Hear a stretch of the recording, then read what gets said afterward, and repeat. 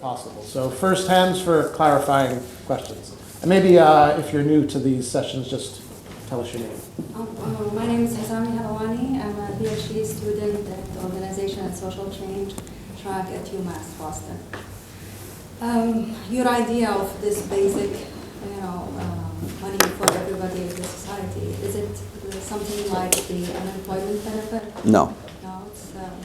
So the next question is, how would you measure then if people are, not slacking off, living off the state? So unconditional basic income is a very simple idea. Every resident in a political economic unit, so usually it's not just citizens, it's anybody who's a legal resident, gets a stipend which should not be thought of as coming from the state. It's coming from the society. Think of it that way. Gets a stipend sufficient to live above the poverty line. Unconditional on anything. You don't have to be virtuous. You don't have to work hard. It's an unconditional right to live above poverty.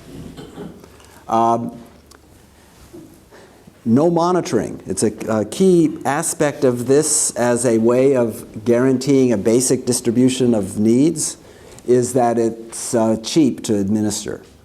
You don't have to monitor whether people are behaving in particular ways. It replaces all sorts of existing programs, mind you, so that in generous welfare states, this is not an expensive project. In the US it would be because we have such a crappy welfare state anyway, but in a generous welfare state, on the one hand you save enormously administrative costs. You no longer have to monitor whether somebody has looked for work, whether they have legitimate disabilities. No, everybody just gets a basic stipend, so it's not means tested or anything like that. It saves on, and everybody gets it. Bill Gates gets it. Tenured professors get it. Everybody gets their $10,000, $12,000 a year, $1,000 a month maybe would be the standard. I don't know what the current poverty line for a single person, I think is about $12,000 a year, something like that. So let's suppose, to be simple, let's say it's $1,000 a month. Now taxes for Bill Gates and for me would go up by way more than our basic income. My net income would go down because I receive a basic income and I have to pay more taxes. My daughter, who's a theater director, would have a basic security for her theater work that is, of course, a challenge for people in the arts. Think of it as a freedom grant. Everybody has the freedom to make the choice of saying no. They can say no to an employer. They can go off and do what they want. Now, it does mean that you'll have a certain number of people who will be complete slackers. We don't have any social control over the idle rich. There's plenty of complete slackers who are the children of wealthy parents. There will be complete slackers. There will be a problem of people free riding on this collective good. Now, that could kill the system. It's possible. If everybody's goal in life is to be a couch potato watching soap operas, the system collapses on day 2. On the other hand, if that's not true, if most people want to live productive and creative and engaged lives, this opens up a space for people to do so in all sorts of novel ways, including building then more democratic and egalitarian alternatives. Okay, any other, let me take Jeffrey, and then we'll open up the discussion to a wider ranging conversation. Jeffrey? In Herman Daly and John Cobb's book, The Common Good, one of the things I liked about that is that he was talking about the thing that capitalism and socialism have in common is industrialism and the idea of ongoing growth and that kind of thing, which he posed as something we have to get beyond. And I thought that was great because that kind of gets us out of that circle of arguments that seem to be steeped in those Cold War associations. And I'm wondering, it seems that you're kind of counterposing socialism from capitalism, and doesn't that keep us kind of stuck in that kind of Cold War mentality and make us more vulnerable to kind of the right-wing prism?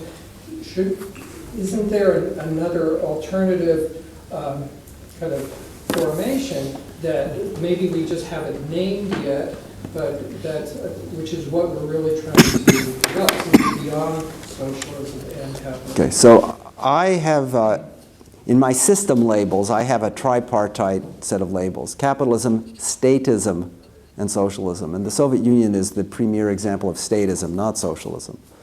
One way I describe it is that it's, as a slogan, taking the social in socialism seriously.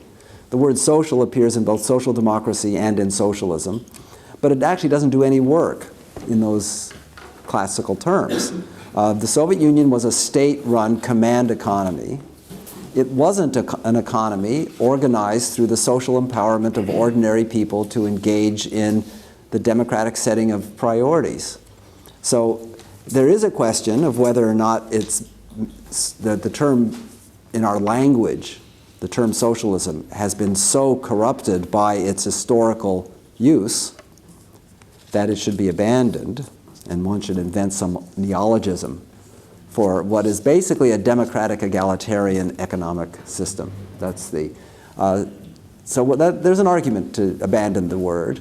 It's a bit like, just to use a historical analogy, after the Spanish Inquisition, should Christians have decided the term Christianity has been so polluted by its torquemada that we have to, call ourselves Jesusists or something. Well, I'm joking about that, but in much of the world, socialism still is, and I'm not just writing for Americans, in much of the world, socialism still embodies the aspiration for a deeply egalitarian, cooperative, democratic society, not an authoritarian, top-down, command industrialized society. And partially out of biography, being somebody who came out of that tradition, and partially because neologisms also marginalize arguments for different reasons.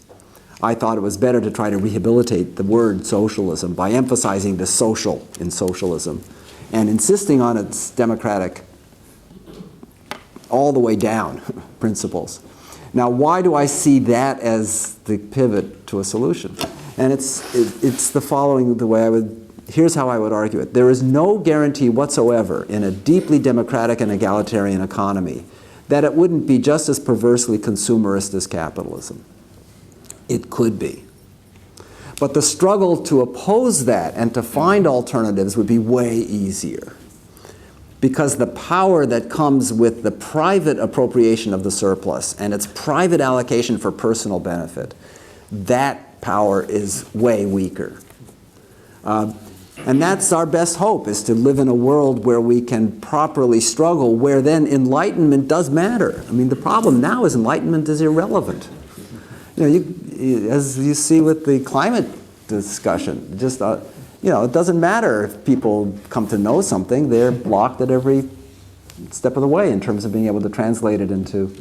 So the democratic economy is one in which, when people come to terms with these trade-offs and decide, yes, it's time for us to reorient, then they can begin the process of experimental problem solving to do something about it.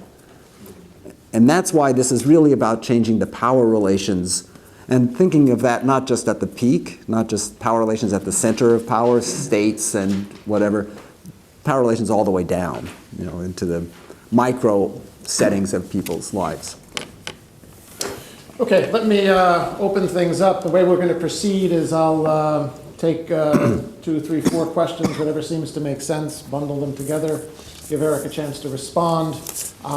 If in further follow-up you would like to pursue a specific trajectory, please raise your hand.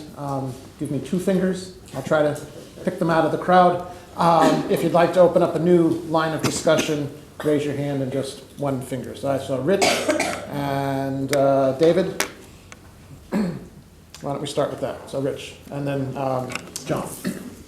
Okay, thank you. Well, Eric, as I'm sure you've heard many times, I think you framed the debates very well. So I think the problem is, again, whether we see any serious possibilities of the erosion strategy today and in the last 5 to 10 years. It appears that, again, things are going the other way, not only in the U.S., but in most of Europe, which I take as probably the core areas which, if you can't erode capitalism in Europe in particular, and maybe the U.S. too, we're not going to do it very well in other places in the world either. It seems to me that one problem with globalism and globalization is that corporations are bigger than ever and more powerful than ever and have more money than ever. And the 1% and all the discussions of inequality these days point to the fact that it seems to me the erosion strategy is losing out. If there was any hope, I would point to, again, maybe the 50s, 60s. By the 70s, again, the erosion strategy seems to have been weakening. So do you see any particular niches or signs of possibility for an erosion strategy? Here, let me hold that for a second, go to David, and then we'll pick up John. Yeah, but along the same lines, but maybe disagreeing a bit. I mean, for me, radicalizing experience was being on kibbutz many years ago and learning that the economic rules didn't quite apply and people really worked hard even when everybody got the same rewards. And now there seems to be an explosion, not so much in the US, but in Latin America and elsewhere, of experiments, whether it's hybrid organizations, co-ops, or new local forms of economic organization. Under various guises at the interstices. Now, what I observe with kibbutz and thinking about these things is that they have to survive on their own. I mean, they need their own cultural institutions. The boundaries are very interesting places. Largely, including the co-ops here, they're victims of their own success, right? That people get really educated and then they absorb the larger culture and they go off to be doctors and lawyers in the larger society. And co-ops themselves privatize and sell out and they're victims of their own success. So those boundaries are very interesting places, and it has to be attractive enough for people to stay and to come in and to reproduce themselves.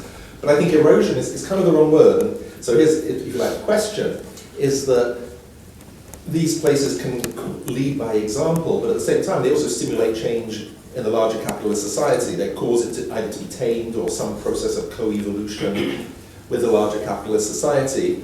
Some of that might be tokenistic, but I think some of it's real, or has the potential to be real. And I think Gramsci got at this with the concept of passive revolution.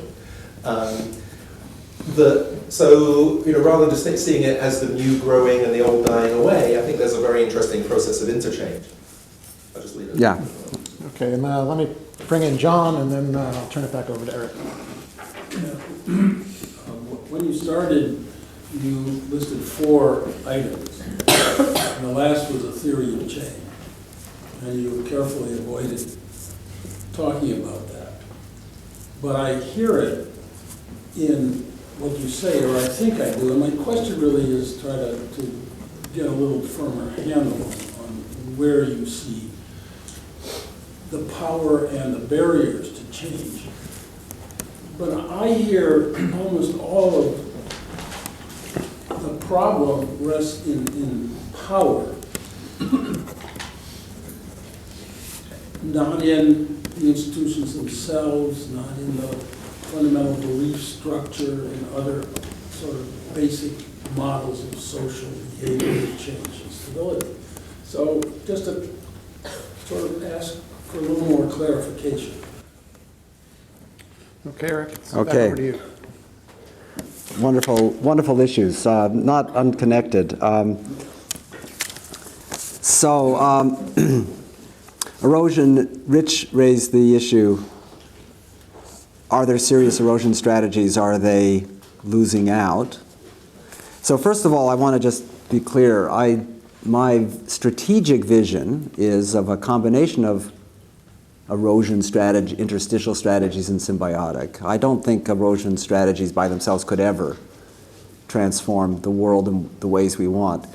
Let me explain a little bit why. Why? So in the emergence of capitalism, it was not the case that merchants had as part of their strategy changing feudalism. They had no vision of an alternative system. They were just carving out spaces where they could do their thing and do so in ways that was resilient and adaptive and in which they could accumulate wealth. What they unleashed was a dynamic that operated behind their backs, so to speak. Created a dynamic system, which then furthered their own personal strategic goals across generations. And the culminating erosion and dissolution of feudal institutions occurred as a byproduct, not as an objective of all of these activities. So I refer to that process as interstitial activity rather than interstitial strategy. That seems to me a way that you can move from one system of domination to another, not from a system of domination to an egalitarian, emancipatory, democratic alternative. That requires more intentionality, more purpose, more agency. And that's why we need interstitial strategies, not just interstitial activity. Interstitial strategies that are then linked to these symbiotic strategies involving the state.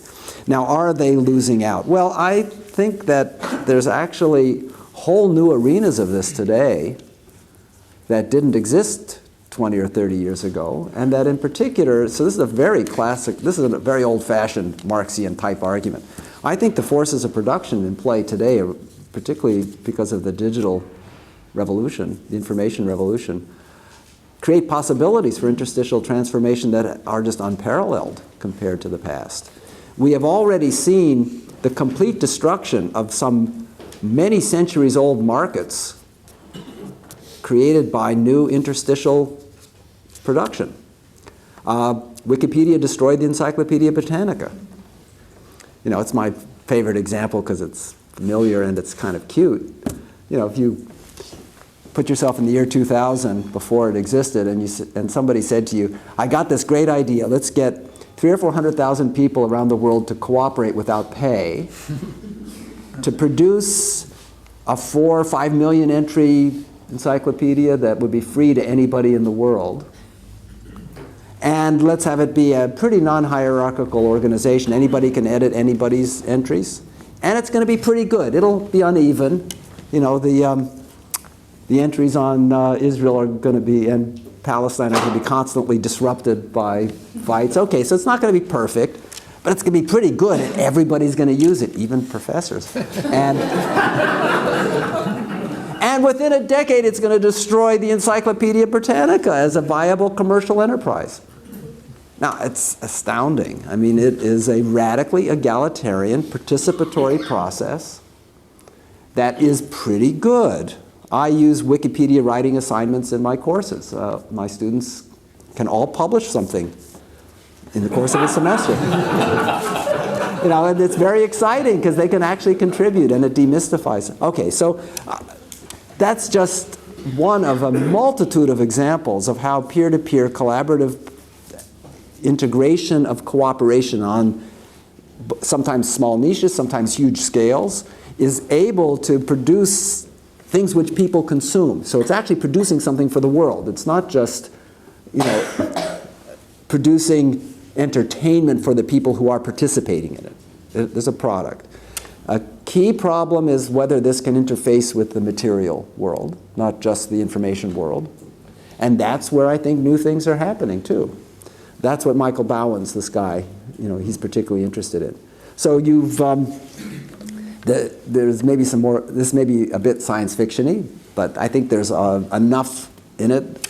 The idea that you could have global communities of designers, Wikipedia-like, who produce code for 3D printers and numerically controlled machines which can be downloaded anywhere in the world.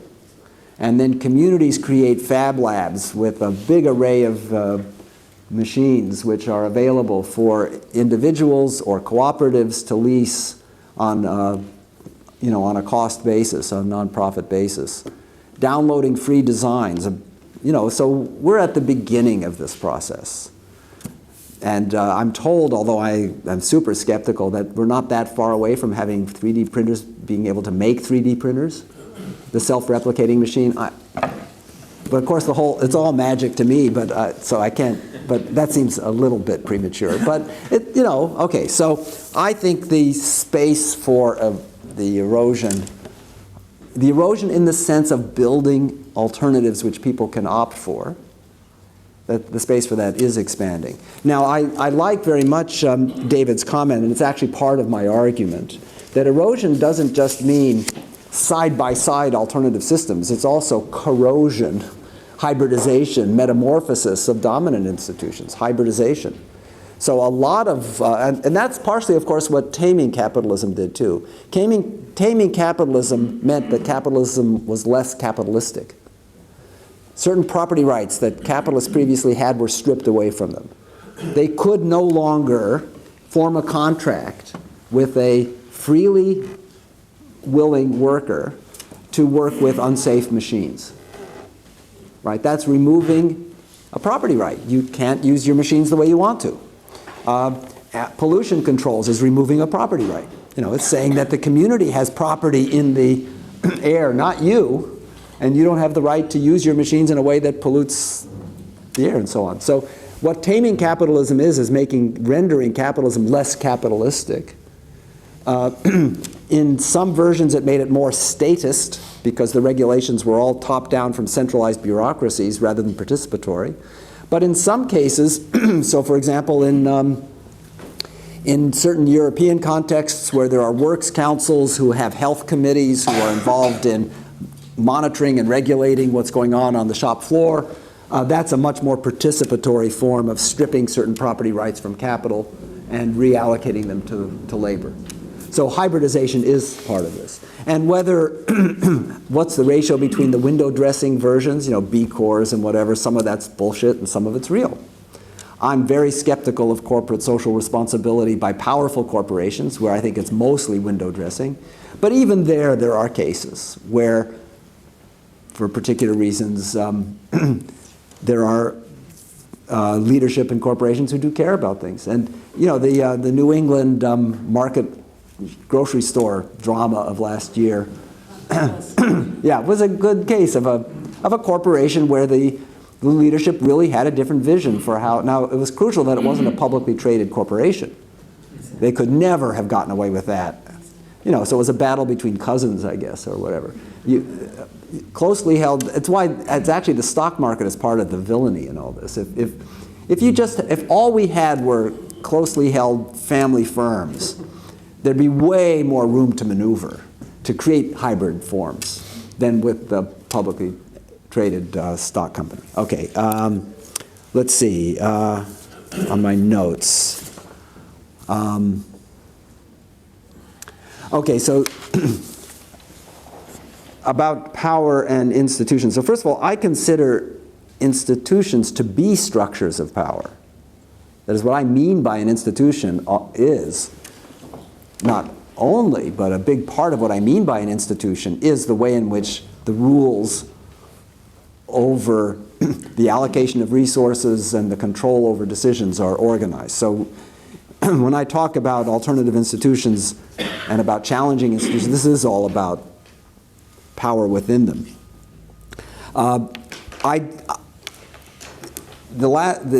When I talk about smashing, taming, escaping, and eroding capitalism, that is my quasi-theory of transformation. Theory in the sense of understanding of what kinds of strategies are available to us to challenge existing structures. It's not a theory of social change in the sense that I don't have a predictive theory about where the imminent tendencies in the current era are pushing the system that has anything interesting. I mean, I have speculations about that, but I don't think I have any special insights into the future trajectory. So futurology in that sense of, extrapolating from present trends into the future, I don't have a handle on with respect to these kinds of issues.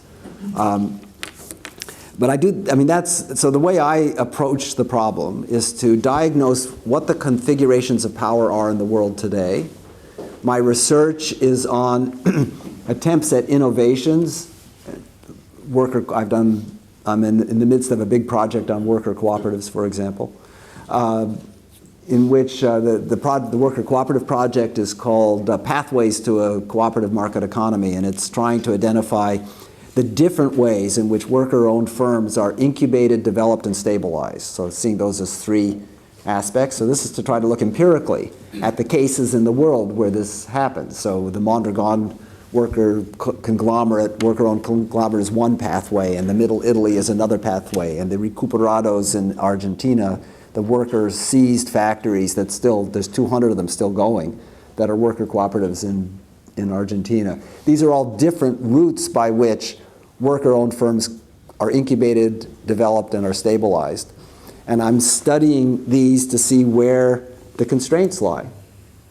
So it's not so much just to understand how they work, although that's part of it, but what's the obstacle to them being copied, scaled up, what makes them vulnerable.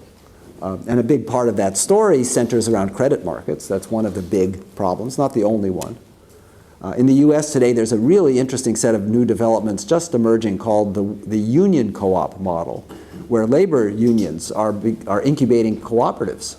It's quite, it's not entirely unprecedented, but it's a pretty unusual move. The idea is that labor unions are losing a basis for having a vision, and maybe they could serve as incubators for worker-owned firms, maybe by interfacing with the ESOP idea, the employee stock ownership plan, and helping to convert ESOPs into democratic firms, because ESOPs aren't necessarily democratic at all. So these are all the ways in which I think this is a strategic vision of transformation, and why I think it's at least the elements of a theory of transformation. Okay, I think I saw a hand here. 1, 2, and 3. And then we'll try to take another batch before we have to conclude. John, we run till 1:30, right? Yes. Yeah, okay. So please. I'm Anna Got my PhD in sociology. And I'm just wondering if you could... Anna, you said? Anna. Okay. Just wondering if you recognize or could identify any of these strategies coming out to play kind of at the state level. I'm thinking about Latin America. I'm thinking about Bolivia in particular. I'm just wondering if you, kind of setting aside some of the critiques that are very apparent in what's happening there, if you kind of recognize or could identify an articulation of any of these strategies or a combination of these strategies in that kind of setting. Okay, I think we have one more in the corner, and then I'll go to the back. I'm Fred Gordon. I think that the vision that you portray is a somewhat deadly one, where capitalism is like a cancer which not only invades the cell but takes over the DNA that controls it and is able to feed more of its own, and that against these alternatives have an existent but beleaguered chance. I think there's a lot to that. I'd just like to look at the opposite, which is that many of these egalitarian participative forms have not succumbed because of external forces, but have collapsed because of internal ones. And I haven't done this research for a long time, but I know a lot of things on the Israeli kibbutz, which outperformed the rest of the Israeli economy in every way until it was discovered that it was bankrupt. And its profitability depended on government subsidies. I think Mondragon is a complex case. There have been criticisms that Mondragon has reproduced hierarchical relations internally despite its democratic form, and it has not reproduced worker ownership in its foreign subsidiaries. And we did a lot of work on worker-owned co-ops, and instead of the state crushing them, what happened is that there was legislation which created tax advantages to help them thrive. And despite that, they have failed one after another, but the tax advantages have been taken over by ESOPs as a way, as a manipulative method for basically capitalist firms to get an advantage. So I'd like to look at what these internal patterns are which have undermined these, because if they are important, not paying attention to them is going to mean that the basic problems of reproduction of destructive patterns can't be solved. Okay, let me move to the back, and then we'll come back to the front of the table. My name is Zach. I'm working on a PhD in sociology. So I find your work very fascinating, but I struggle with it a little bit. So I want to push back just a little bit and hear your thoughts. And it's I comment sort of pivot off the previous question as well. So I'm very fascinated by Wikipedia as well. I've read a lot about it. A good friend who's been working on just got a postdoc now at HBS. I think that his dissertation for his book soon. Wikipedia is not as, I think, egalitarian as you have make it out to be. It's in fact very deeply hierarchical in some ways. There's a very narrow set of editors that are responsible for most of the major contributions. A lot of it's automated now. The vast majority of Wikipedia is run by bots and things like that. There's big Wikipedia conferences. You can see transparency reports they publish every year about the number of contributions from different places. There's a huge sense of vandalism problems and things like that as well. And so on a similar note, we know from a lot of organizational sociology, stuff like that, that things like hierarchy can be very efficient. I mean, one of the things that makes Wikipedia relatively well is that there are people who are willing to commit lots of time to making it work well, right? And I guess I just want to challenge you a little bit. Do you think, is your vision for more democratic egalitarianism a bit like we're all going to be dutiful middle managers of socialism? Right? Like if I get to work a job and then go out and buy a cup of coffee, I guess that's one thing. But if I have to engage in some communicative action to explain why I really want this cup of coffee, whatever, is that necessarily a more desirable world to live in? I'm not sure. So I mean, again, to make it really crisp, I like Wikipedia. Wikipedia is great, but I recognize one of the reasons for that is does have, it's also incredibly bureaucratic as well. It's really fascinating, like Wikipedia edit wars and literally Wikipedia lawyers that argue for different types of edits. But there's an authority structure there. Right, is that sure. so? What's so bad about that? Okay, and I'm Victor Wallace with the Journal Socialism and Democracy. I have a fairly general observation question. I don't really understand the difference between taming and eroding. I mean, when I think of practical types of things, because one of the typical examples of taming is when you have a welfare state, you have some public health service, and so health care is organized on a different principle from the way it is under capitalism. So in much the same way that a co-op is organized on different principles. So I don't quite see the difference there. But then the larger question behind it, I mean, in both cases, you're looking at some process of siphoning away activities that previously have been handled by capitalism. But what seems not to be in play here, and which is maybe suggested by the first, the classic smashing example, it's not so much the question of whether you have a strategy of smashing, but what is the agency that brings together all the efforts that are being made under whatever guise, taming, eroding, etc. What used to be called the party, but as something that brings together the strategy. You're always talking about strategy, but in organizational terms, who is the strategist? Okay. Wonderful. This is terrific. Terrific questions. Let me answer them not exactly in the same order, just in terms of, when you're in this sort of situation and you're getting questions, you're thinking on two tracks, trying to pay attention to the question and to process them as well. So let me deal with Zach's first, because it'll help to clarify part of the agenda for some of the other ones. I'm not an anarchist. I'm not opposed to hierarchy and management. I'm not envisioning a world in which all decisions are made through a collaborative democratic process regardless of their importance and their ramifications. So it's absolutely not a question of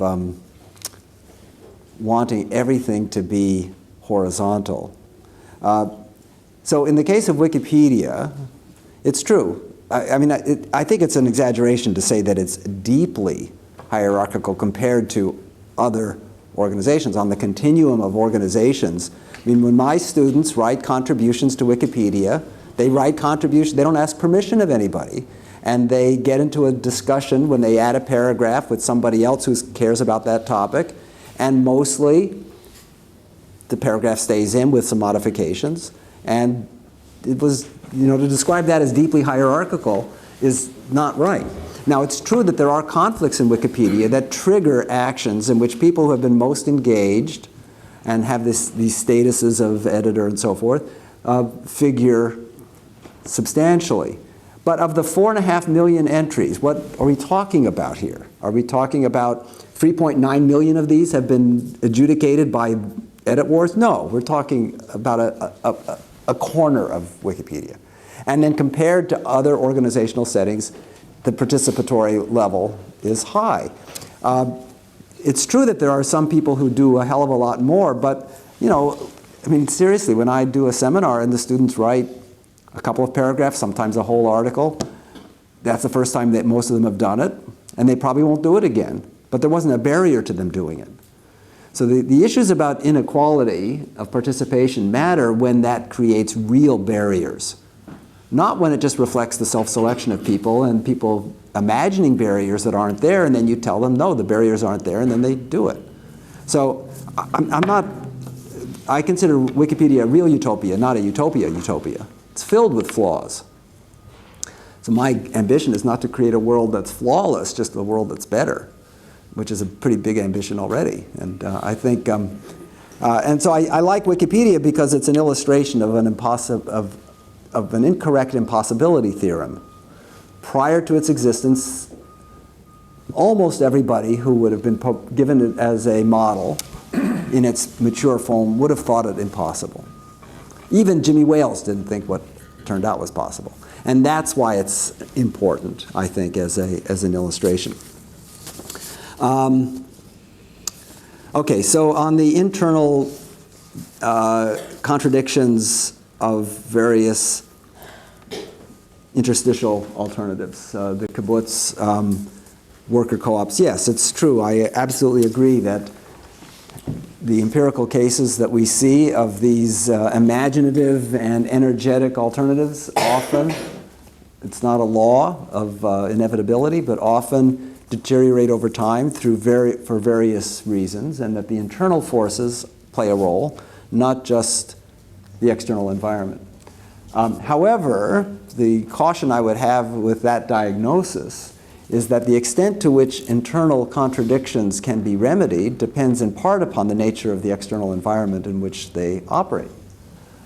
So it's one thing, the kibbutz movement, when it started, had a vision that the dominant form of economy would eventually become some type of cooperative form. We wouldn't necessarily all have the full living involvement of the kibbutz, but that they wouldn't be small enclaves within a larger world. And whether or not the problem of the robust reproducibility of that form was primarily because of strictly internal contradictions that had nothing to do with the external environment in which people lived, or whether it partially had to do with the fact that they were so successful in educating people and the outside opportunities for highly educated people, given that it was islands in a sea of capitalist labor markets, were so much better that given that exit option, people took them, even if it wasn't optimal from a social organizational point of view. And whether the real problem in the financial crisis of the 80s was that they were all subsidized by special treatment from the government, or it was bad strategic choices on how to use their resources under the illusions of accounting systems. There's a lot of debate about exactly what was going on. Similarly, in worker cooperatives, yes, it's true. Mondragon has hierarchy. It's still way less hierarchical and way more egalitarian than any comparable capitalist firms that I know of. And when there are big strategic decisions, they are deeply debated broadly by the workers in the cooperatives. The recent example was Mondragon purchased the Mondragon grocery cooperative purchased the third largest grocery chain in Spain, whose name I forget, but doesn't matter. So you have not a food co-op in the American sense, a consumer co-op. It's a worker-owned grocery cooperative that was limited to the Basque region. They buy a big cooperative, a big capitalist firm in Spain as a whole because of the economies of scale in purchasing products. Suddenly there are 30,000 Spanish workers who are employees of the 8,000 or 10,000 Basque worker cooperative owners in the Basque region. So they are the capitalist employers. All these workers in the Basque company are functioning like the capitalist employers of all these Spanish workers outside of the Basque country. And the question is, should these Spanish workers be allowed to join the cooperative? Should they cooperativize or be wholly owned capitalist subsidiaries of a co-op? Okay, that's a big deal question, because if you cooperativize it, in that particular co-op, a majority will be non-Basque. And there is this feeling that you need a high level of solidarity in order for the democratic form to work. Solidarity is difficult, it's not easy. And it took them 3 or 4 years of debate and discussion to figure out how to do it. And they ultimately decided to, yes, to cooperativize the whole system. With particular rules of participation to make sure that people who just get a job in a grocery store because they can't find anything better to do and are planning not to have a long-term commitment to that job don't easily become members. So you have to make a commitment. And the commitment is essentially that you have to buy a stake, you have to have a capital share in the co-op, and you have to allocate part of your wages to that purpose over a 2-year period. So it was an obstacle. You have to have at least that level of commitment in order to become, but they have decided to cooperativize. Now, I consider that enormously successful under the face of a very tough problem. Now, the alternative would be for the co-ops in Mondragon to say, we're not going to have any subsidiaries because we don't want to buy into these problems.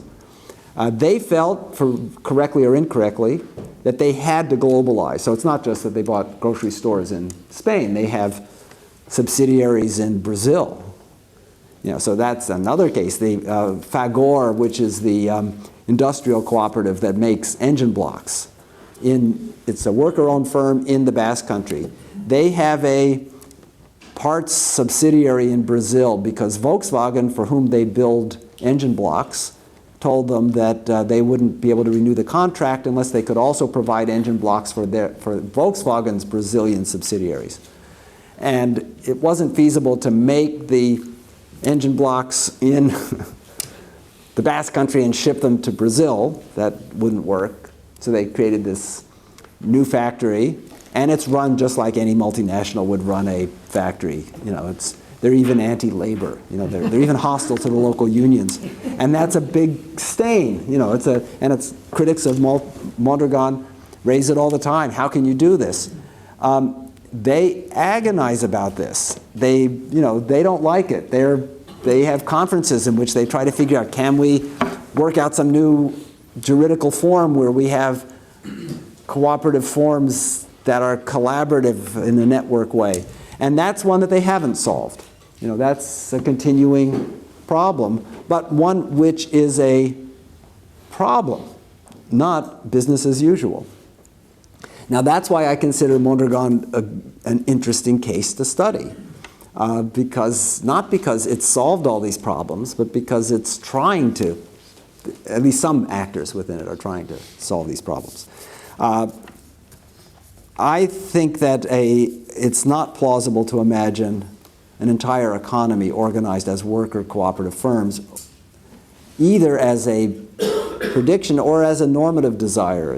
I'm very much for a kind of heterogeneous institutional form perspective on how best to organize different kinds of activities. Some things should be organized like Wikipedia as peer-to-peer collaborative projects.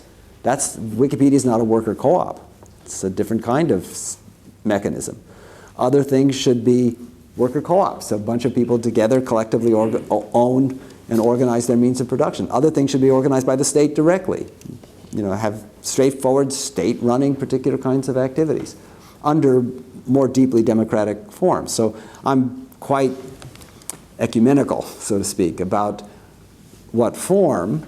I even think that in my imagined alternative economy, there might even be appropriate niches for capitalism between consenting adults.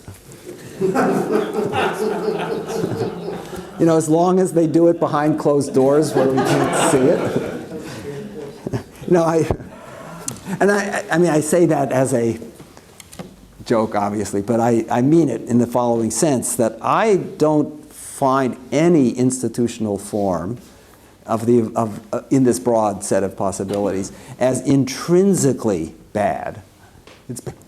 They're bad because of their consequences.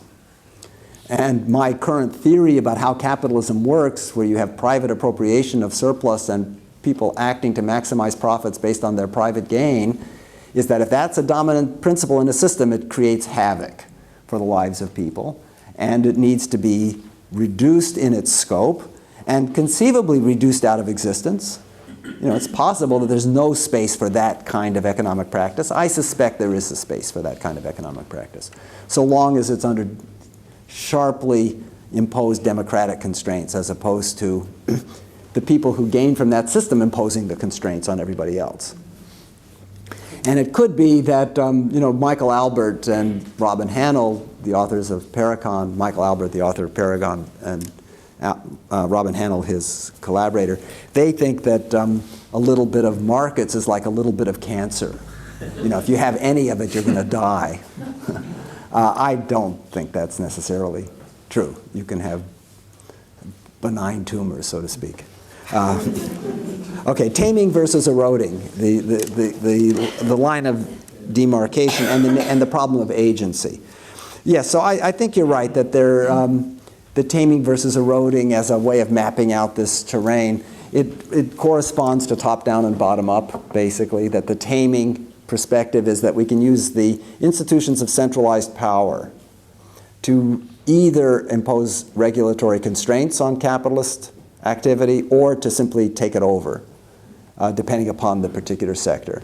So by taming, I'm using the idea, it's really a way of naming the state-centered approach, and eroding is from below people building alternatives in their new ways of life, which then cumulatively, as they are replicated and scaled up, erode the dominance of capitalism. And as I said, I think both of them are needed. Now, as for agency, I think just in a sense as my vision for the institutional design is very heterogeneous, my notion of agency is very heterogeneous. Some of these innovations take place through people acting in very local settings to mobilize around particular projects. So the movement to increase community land trusts in urban areas to create greater capacity for communities to control subsequent development, whether it be used for urban agriculture or for affordable housing. Those being the two big topics, but there's plenty of other uses. Urban land trusts are typically pushed by urban social movements of one sort or another, which are, in class terms, typically coalitions between working class, fairly marginalized groups and educated urbanites who want to see a more progressive city. But that's the agent, as organizationally, is typically some kind of social movement. Political parties, conceivably, in some places, could be the organizational agent for this. In the U.S., our party system is pretty useless for these purposes. But even in the United States, I can imagine initiatives around some elements of this design would come from progressive caucuses within existing well, non-existing political parties within. You asked about state-level initiatives. So there are lots of ways in which states facilitate or impede the real utopian kind of examples that I've been giving. Occasionally, they take them on board as a project. So one of my prime examples of innovation is participatory budgeting, which was a state project in the city initially of Porto Alegre in Brazil, as I'm sure you know if you work on Latin American materials. Participatory budgeting has now spread to over 1,000 cities around the world in one form or another. It's a really interesting case study for an innovation that came from a combination of political actors at the center of what was the relevant political arena, the city in that case, and social movements from below, to create a novel design for how citizens could be directly involved in allocating municipal resources, a design which then evolves over time through a trial and error, a very messy trial and error process, and really gets a kind of robust presence in one place, in Porto Alegre, and then gets copied elsewhere. The speed of its copying is quite astounding. That's one of the facts about the current world which I think is important for our degrees of pessimism or optimism, is precisely that the diffusion of new ideas and new possibilities is way faster now than any time in history. You can have successful experiments which then catch the imagination elsewhere and get rapidly copied. Well, participatory budgeting has been copied in ways that completely distort it and create it as a new tool of clientelistic manipulation in some places, and as energetic, disruptive, opening up new spaces initiatives elsewhere. Boston has the distinction of having a really interesting participatory budget project for youth, which is now in its second year. It's not gotten a huge amount of publicity, but it's really, I've met with the kids who were involved in it, and I'm just blown away by them. So the city decided to give $1 million to a participatory budget for teenagers that they could spend on anything they wanted with very limited constraints. The designers of this thought that the way to make it serious was to not insist that it be serious. It is not to put significant constraints. And the first year, and it's kids. I mean, the age range was, I think, 12 to 22 or something, 23. There were some really, and to both design the projects and then vote on them. And the voting took place in middle schools and high schools and elsewhere in the city. $1 million was allocated for programs that the kids could directly allocate. And the designers of it were so impressed they've done it for a second year now. Well, that's small potatoes for the city budget of Boston. The idea was more youth empowerment, this idea of kind of getting youth to take civil society and civic responsibility more seriously, rather than this would be a good way of actually solving problems by having part of the city budget allocated by teenagers. But actually, I think some of the people involved feel this is a pretty good idea. It actually had some creative uses of these funds that we wouldn't have thought of ourselves. New York is now experimenting in a very interesting participatory budget project that in which over half of the city council districts in the city now have between $1.5 and $3 million to allocate for projects through neighborhood assemblies, in which the neighborhood assemblies create teams to propose projects, and then there's a vote. People rank order the vote, in which undocumented, you don't have to be a citizen, you can be an undocumented worker. You just have to be a resident. So you have to prove that you live in the district. And they've lowered the voting age for that voting to, I think, 16 in New York, so that high school kids can be involved. Well, again, these are small sort of things. This was an answer. This was an answer to your question about state initiatives. So these are all state kind of. So participatory budgeting is a big example of where the initiative comes from above. If you're involved with stuff in Bolivia, you might look at this project in Ecuador that Michael Bowens was involved in, because the Ecuadorian government hired, Michael Bowens is this, the founder, I think I mentioned him already, the founder of the P2P Foundation. He was hired to direct a 6-month policy project in Ecuador to design a set of public policies for the Ecuadorian government that would enable Ecuadorian government to create spaces for what Bowens calls transitioning to a commons-based economy. And it was the idea that maybe Ecuador could leapfrog from being a laggard to being at the cutting edge of tapping into the global P2P collective commons in ways that would enhance productivity and community ways of life in Ecuador itself. So there are initiatives of that sort. Okay, well, I think we've expired the clock. Thanks to everybody for turning out today. Thanks to Erik. Thanks for great questions, great discussion. Thank you.